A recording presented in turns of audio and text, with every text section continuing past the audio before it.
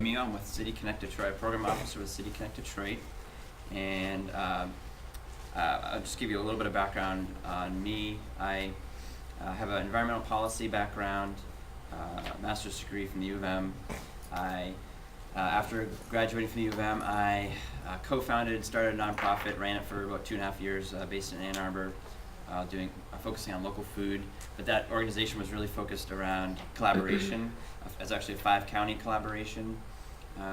That after doing that, I did some consulting to nonprofits, and now for the past a little bit over a year, I've been with City Connect Detroit, helping to work on several different collaborative efforts. That's really what City Connect Detroit focuses on, is promoting collaboration, people working together, communicating, best practices in collaboration as a way to create new solutions to some important issues in the community, and also to improve capacity to raise funding.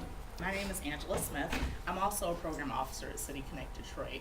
I've been raised in Detroit, Michigan, and throughout Michigan I've lived in Ann Arbor and Adrian and Flint, and so I have a little bit of understanding of the regional of Michigan as a region. My background interests are in urban sociology. I have a degree from Adrian College and also from the University of Michigan in social work. And my focus areas have primarily been around youth at City Connect Detroit, so mostly youth development collaboratives. In addition to that, my personal interests are in youth development and family structures. I have interests in urban sociology as a whole, as a construct, and economic and neighborhood revitalization efforts. And I'm also just interested in faith-based organizations and how all of that as a whole makes up our community. City Connect Detroit really serves as an incubator for collaborative efforts, so we sort of generally serve as a facilitator, convening groups and helping them get on their feet. And then, like I said, I think I mentioned earlier, often those collaboratives, after some period of time, some resources come in, it might make sense for it to spin off, or for it to stay underneath us as long as it needs to, that sort of thing. And around a variety of issues. What is collaboration? Really briefly, I think most people have a sense of it. I'm just going to clarify our understanding of what it means. And really, fundamentally, it's working together with others to achieve a common goal. So that there's that working together part. It's working together, not necessarily just coming to a meeting, but working together, and there's a common goal that you both share. And I think it's really important to express that it's really an intentional thing. Collaboration doesn't happen something that's forced. It has to be something that you willfully want to do. And it's an intersection. I mean, I think everybody comes to the table with their own agendas, their own needs, budget issues, looking for funding, looking to address an issue in a new way. Everybody has their own agendas, but when it comes to collaboration, really, the idea is that there's a broader mission that you share, and that's why you're coming to the table.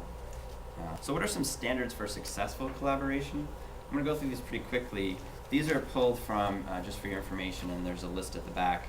This is pulled from the Wilder Foundation, as well as City Connect Detroit's experience with collaboration. These are some standard, you might say standard practices, standards of successful collaboration that are generally in the mix in a successful collaboration. So if you're a successful collaboration, you're generally following these, have these dimensions in some shape or form in your work.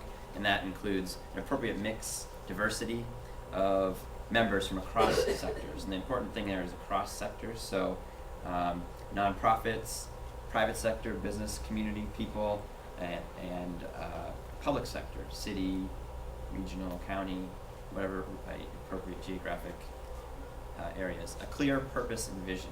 And that kind of speaks to what I was mentioning earlier about the shared goals. With that clear purpose and vision, that's something that you all share. It's a shared purpose and vision. Clear and stated goals with timelines for achieving them. That's pretty self-explanatory, I think. A manageable and agreed upon pace of meetings. That's really setting the expectations and really sticking to things and doing what you say you're going to do. Effective meeting management procedures, so that's pretty self-explanatory. Ongoing and frequent communications. So communications are really key in collaboration, especially when you're not in the same office. you really want to make sure that when you're even if you're just starting to build a collaboration, that there's some frequent communication happening, even just to check in or to update on what's going on across your partnership. An established fundraising goal is also very helpful. It sets a benchmark and a funding plan to achieve that goal.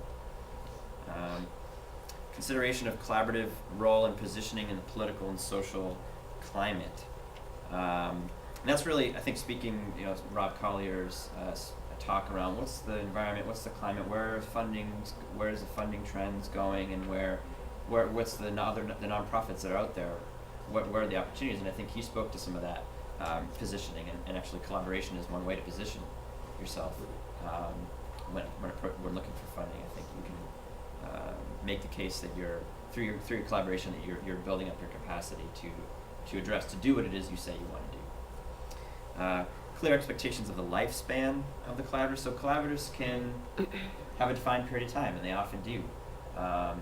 You come together around a certain area and work on that, and then it comes to a place where it's clear that collaboration either needs to spin off and be its own thing, which happens very frequently in our work. It's happened, or that issue has been addressed, or it's evolved in a different way, so there needs to be a new collaborative effort formed around it. Effective leadership and shared opportunities to lead. I think that's really important. That collaboration almost really is leadership is a funny word for collaboration, because collaboration really implies that there's a shared leadership. There isn't one person at the head and everybody else is just following orders. So it's really important, I think, to recognize that when you're in a collaborative partnership, you're really coming to the table that you're going to willfully provide some leadership as well as be open to others taking on a leadership role, and that you're really contributing what it is that you bring, your assets and your experience.